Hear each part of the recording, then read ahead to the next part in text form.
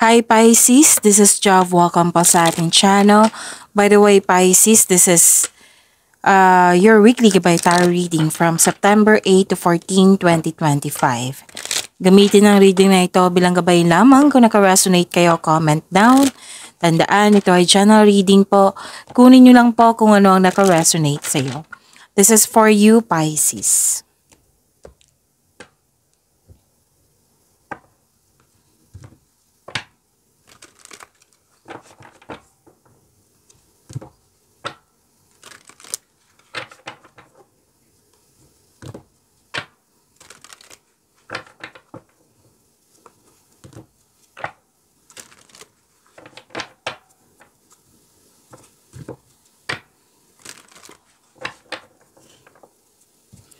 Para po ito sa iyo, Pisces.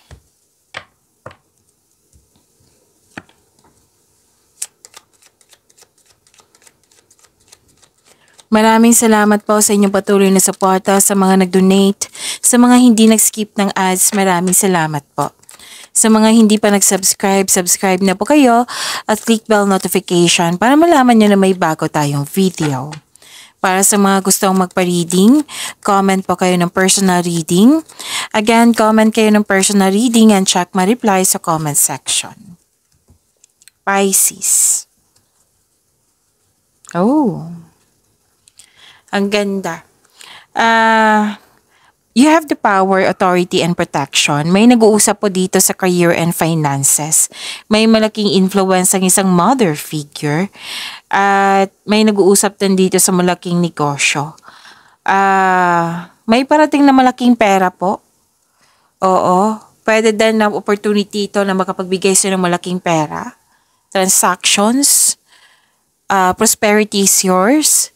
And cash flow. Cash flow talaga nakikita ko dito. So, claim niyo po, Pisces. At sinamahan ka ng favorite person mo. Natuwa ka kasi very loyal siya sa iyo at supportive siya sa iyo.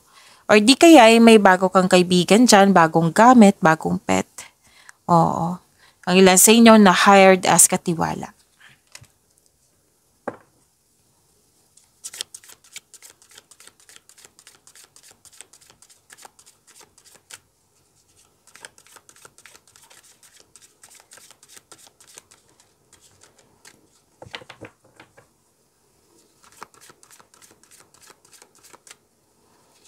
Energy po ni Pisces ngayong September 8 to 14, 2025. Andito po si Angel of Enlightenment. At andito po si Angel of Transformation. So, huwag kayong matakot sa card na ito ha, kasi that is transformation. Walang mangyayaring masama.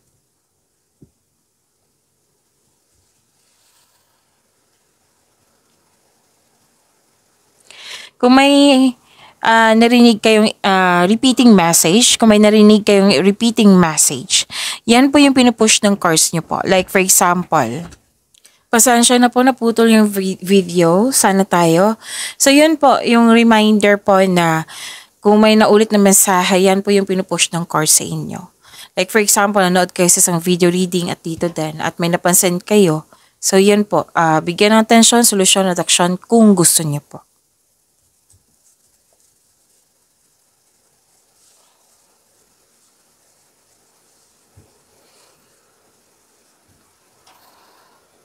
May bigla ang pagbabago po. Pero huwag kayong mag-alala sa pagbabago na ito, Pisces, kasi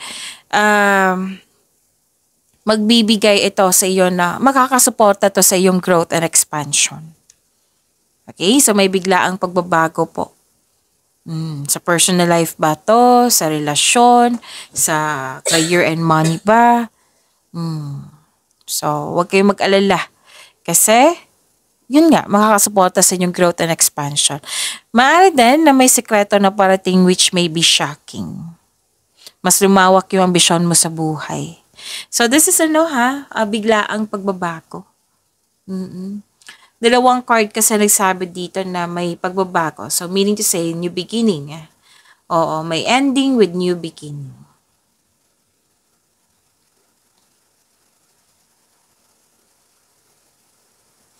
Yung sabi ko kanina sa inyo na transformation, may pag-release, may necessary change, may transition, ending of cycle. It's about time.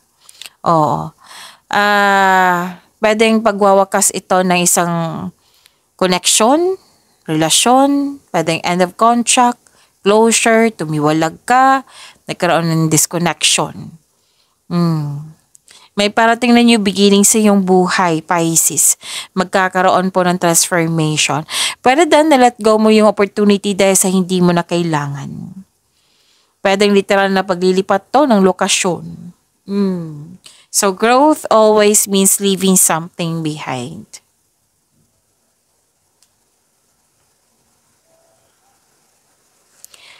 Okay, pwede din na kasi may nakita ko dito, Pisces, na may balak bumalik yung dating malapit sa iyo na nagkaroon kayo ng disconnection. Okay, balak pa po ito.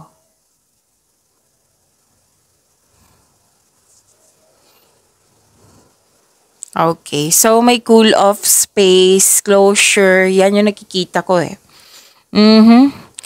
Pwede din change career ito.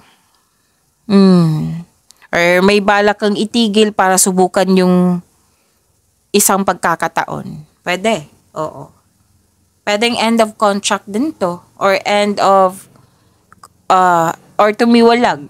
Yung sinabi ko kanina.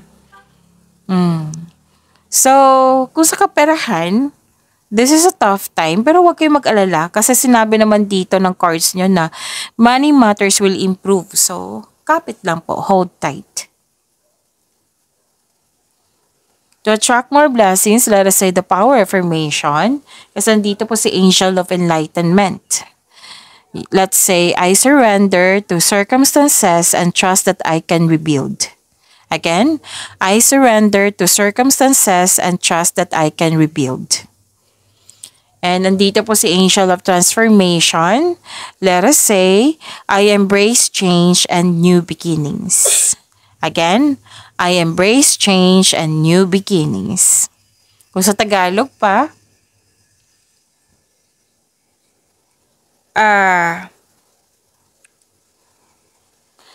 sumusuko ako sa mga pangyayari at nagtitiwala na kaya kong itayo ulit. Nagtitiwala na kaya kong itayo muli. Yumayakap ako sa pagbabago at mga bagong simula.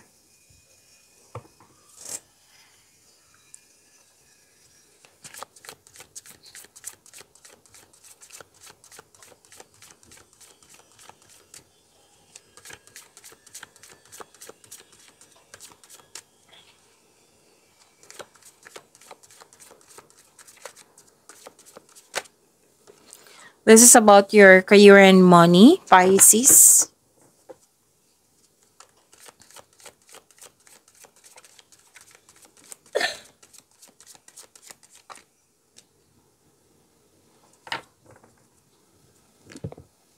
Okay, pasensya na po na ayusin ko lang yung camera. Sa career and money niyo po, you're building stability and conserving resources. Hard worker kayo. Binavalue mo ang pera at hindi ka madamot. Posibleng may regalo, alok, or pamanang parating. Financial stability nakikita ko po dito, Pisces. At ang sabi ng card nyo dito, na pagpatuloy nyo po yung pagtitipid nyo at pag-iingat sa inyong naipon. Kasi sa yayaman kayo niyan, nang dahil sa pagkakaroon ng disiplina sa paghawak ng pera. Sabi yan ng card ha. And this will lead you to have a financial abundance and personal growth.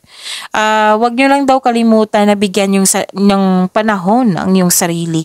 Kumbaga, pamper yourself kasi deserve mo naman kasi naging masipag ka. Ang ilan sa inyo nagtrabaho sa abroad or magtrabaho pa sa abroad or di kaya'y uuwi kayo para magbakasyon. So, conservative kayo sa money at investment mo. Gusto mo magkaroon ng financial security, kaya mas focus kayo ngayon sa inyong trabaho. You're saving money for your future or may specific goal, kaya sobrang ingat mo sa kaperahan.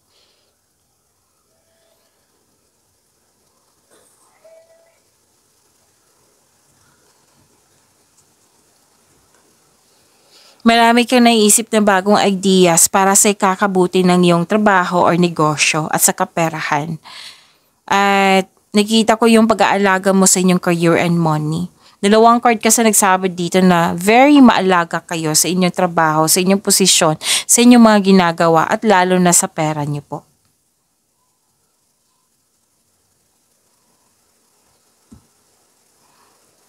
Nakikita ko rin dito na nagkaroon po ng may natapos kayong proyekto na or mga ginagawa dyan na sobrang saya mo at satisfied ka sa naabot mong completion. Expect a recognition for a job well done. At may nakita na akong promotion dito. Pwedeng pagtaas ng sweldo, allowance, or kita. Pwede din sa pagtaas ng iyong posisyon. So, following intuition and honoring your ideas, it will lead you to increased prosperity and abundance. Okay, so thankful ka sa mga biyayang natanggap mo. You have overflowing abundance, successful and satisfied ka sa buhay karera at sa inyong kaperahan. So this card asks you to relax and enjoy mo yung mga na-achieve mo. Share your good fortune to others and your generosity will always flow back to you.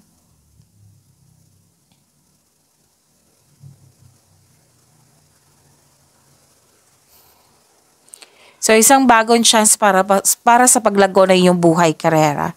Kaya kumilos ka na, Pisces, kung sa tingin mo, what I meant is, kumilos ka na kasi you are divinely guided po. Pwede din napapasok ka sa partnership, may makipag-teamwork, or di kaya may tao dyan na magbigay ng tulong sa iyo, mamuhunan, magbigay ng puhunan upang tulungan ka sa pagkamit ng iyong, palakihin ng iyong mga idea at dalhin ng iyong mga idea ang iyong mga plano sa susunod na antas.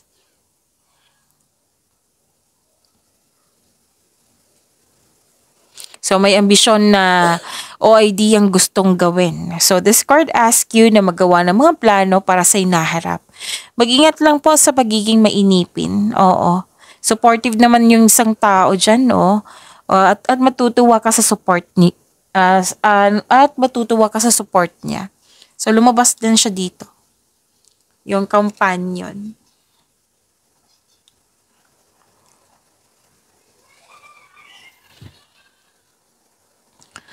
So, kung naghahantay ka ng job opportunity or kontrata, there may be delays and frustration. Same thing sa kaperahan niyo po. Pero huwag kayong mag-alala, darating din po ito. So, sa kaperahan, ang advice po dito, wag magdesisyon agad na mag-invest or maggasta sa isang bagay. Pag-isipan niyo po na mabuti, kailangan po ng time for reflection. Okay?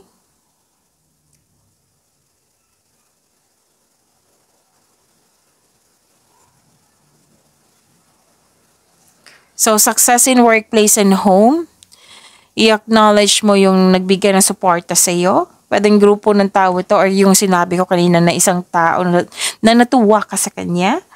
Kung ikaw ay may balak mag-change career or magtayo ng negosyo, know that you have a very supportive friends and family.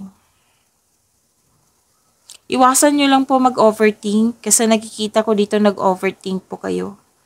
Nag-overanalyze, overthink, pwede. Kayanin niyo po. Okay? Make change. Kung pwede, may kausap ka. Kung ayaw mo, then journal or diary. So, this card tells you to make change. Oo. Make change po. Huwag niyong hayaan na makulong kayo sa inyong isipan.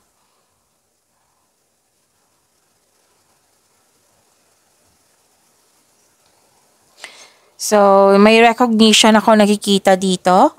You're feeling powerful and enjoying being recognized in the workplace. Listen to your intuition kasi it will lead you to grow at mag-take action kayo towards increased prosperity. Oo, kasi ginagabayan kayo na inyong intuition. You are creative and enthusiasm important part of your success.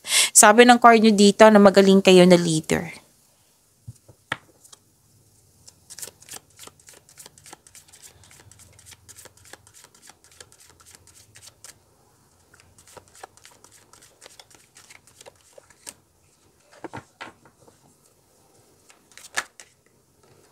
Okay, so this is Angel of Freedom.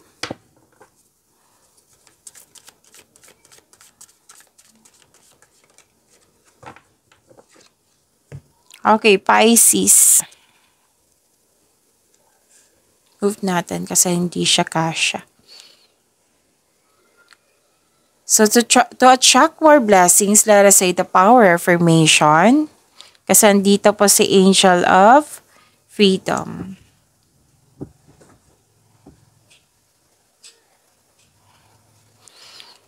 Okay, so let us say, to attract more blessings, let us say the power affirmation. I choose to be free from whatever holds me back. Again, I choose to be free from whatever holds me back.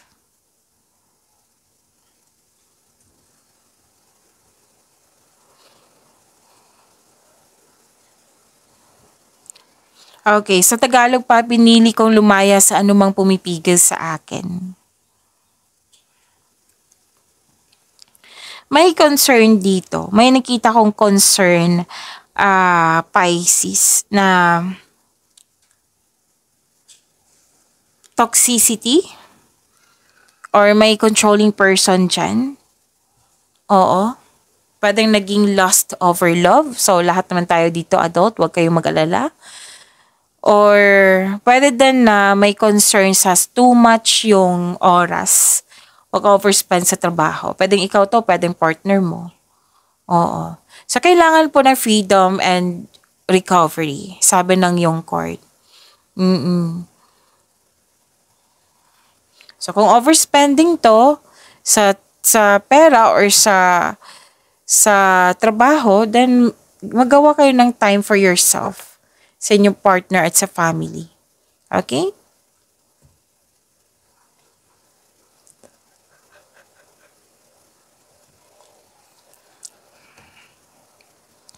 Okay, sa mga single dyan, may parating na new love sa inyo. May nagpaparamdam or kayo ang nagpaparamdam. Pwede na nag-enjoy ka sa inyong bagong passion. Para sa mga marelasyon sa buhay mag-asawa, maaring mag-date kayo. Mag-set ng outing.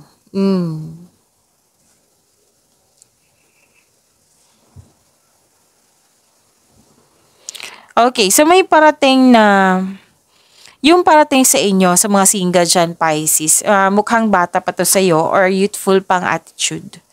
Para sa mga marelasyon sa buhay mag-asawa, excited kayo sa coming monthsary, anniversary, or any kind of celebration yan. At nag-uusap kayo dito sa inyong about your growth.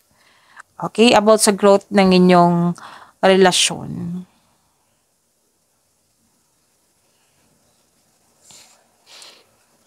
Sa mga single, have a confidence at labas din kayo sa comfort zone upang sa gayoy, you have a chance to meet new people. Para sa mga marelasyon sa buhay mag-asawa, share your opinion o problema sa inyong partner para alam din niya. Para kayong dalawa ay bibigyan ito ng solusyon, magkaisa kayo, mag-usap ng mahinahon.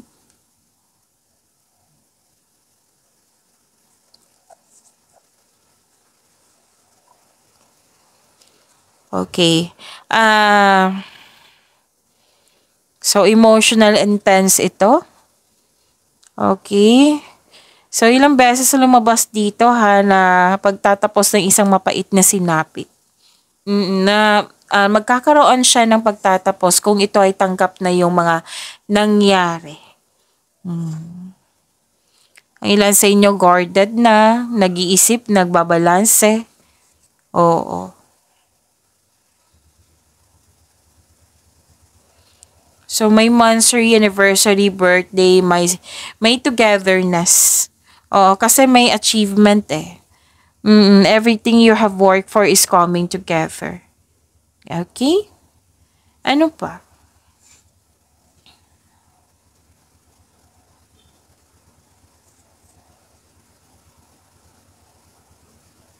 Okay. May advice ang card nyo dito.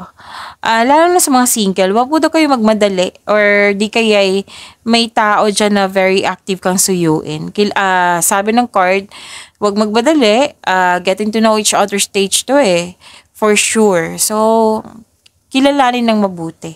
Enjoy nyo po yung moment na yung getting to know each other stage. Okay? Tapos may nakita talaga ako ditong travel. Pag-imanin nyo po yung blessings na binigay sa inyo. Oo. Anong tawag dito? Pisces. See you tomorrow. Maraming salamat po.